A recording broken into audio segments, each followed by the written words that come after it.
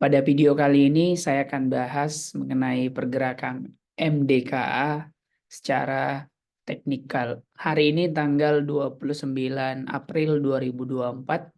Saya akan bahas pergerakan teknikal update dari saham MDKA itu sendiri.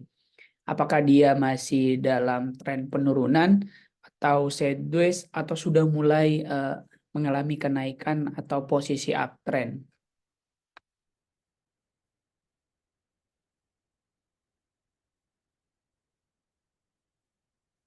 Baik, ini adalah chart daripada MDK sendiri. Memang kalau kita lihat secara jangka menengah, ini trennya masih mengalami penurunan. Ini tren mengalami penurunan. Kemudian kalau kita lihat secara jangka pendek sendiri, ini masih dalam posisi, sebenarnya masih dalam posisi sideways. Kenapa?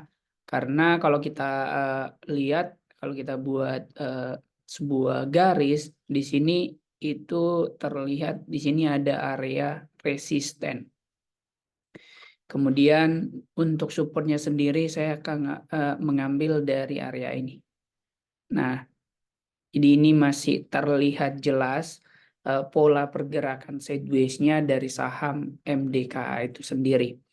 Nah, ini ketika dia ada di dekat-dekat support, kemudian dia akan mulai mantul mendekati area resisten dan mulai turun lagi ke area mendekati area supportnya. Ini sebenarnya bisa kita manfaatkan ketika saham ini mulai mendekati area support dengan kita bisa membatasi resiko di dekat-dekat area support. Di sini kita lihat ada support di 2250. Dan untuk resistennya sendiri itu di kisaran 2880-an untuk area resistennya. Dan kalau kita lihat pergerakan hari ini mulai kejaga penurunannya setelah dia turun dalam beberapa hari. Dan kalau kita lihat, memang di sini adalah area support daripada MDKA. Ini adalah support MDKA kalau kita buat garis. Nah, kenapa di sini area support? Karena di sini sebelumnya menjadi area resisten. Ini adalah area-area resisten dan ini kita jadikan sebagai area supportnya dia. Dan akan mencoba menguji dari level resistennya, yaitu yang terdekat itu di kisaran 2750.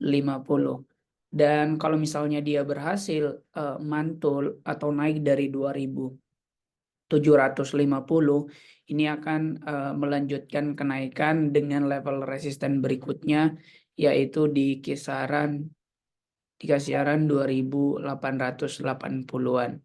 Jadi memang MDK ini secara jangka pendek memang masih terlihat pola yang sideways. Ini pola yang sideways, jadi kita bisa tahu kapan kita akan mulai membeli dan kapan kita akan mulai menjual. Jadi beli itu di dekat support, kemudian nanti bisa jual di area-area resisten. Jadi untuk MDK sendiri sejauh ini pergerakannya masih sideways secara jangka pendek. Kemudian kalau kita lihat dari MDK sendiri ini cukup menarik juga untuk diperhatikan seiring dari kenaikan daripada harga emas dunia, kemudian harga nikel juga sudah mulai mengalami kenaikan. Jadi nanti tinggal diupdate untuk pergerakan teknikalnya. Nanti boleh beli di kisaran-kisaran area supportnya yang terdekat di kisaran sini, di kisaran 2250 atau di 2500-an untuk MDK sendiri. Jadi ini masih cukup oke, nanti tinggal diperhatikan dan ini bisa menjadi saham pilihan buat teman-teman semua. Jadi ini tetap disclaimer on.